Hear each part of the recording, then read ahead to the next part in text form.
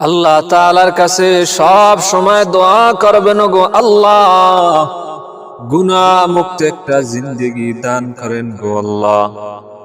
দুনিয়ার মধ্যে সর্বোত্তম নিয়ামত হচ্ছে গুনাহ মুক্ত জিন্দেগি।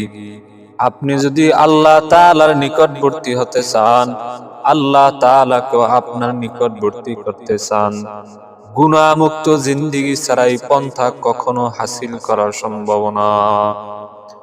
বন্ধু, যার গুনাহ যত কম সে আল্লাহ তাআলার তত নিকটে, যার গুনাহ যত কম সে আল্লাহ তাআলার কাছে তত প্রিয়।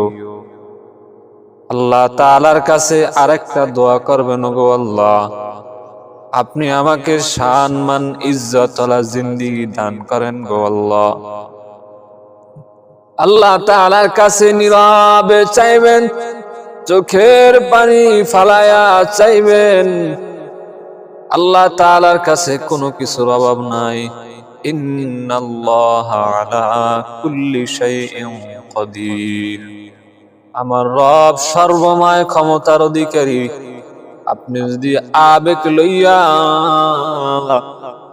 আশা নিয়া, চোখের পানি নিয়া, বিশ্বাস নিয়ে আল্লাহ তাআলার কাছে চাইতে পারেন, আল্লাহ তাআলা আপনাকে খালি হাতে ফিরিয়ে দিবেন না।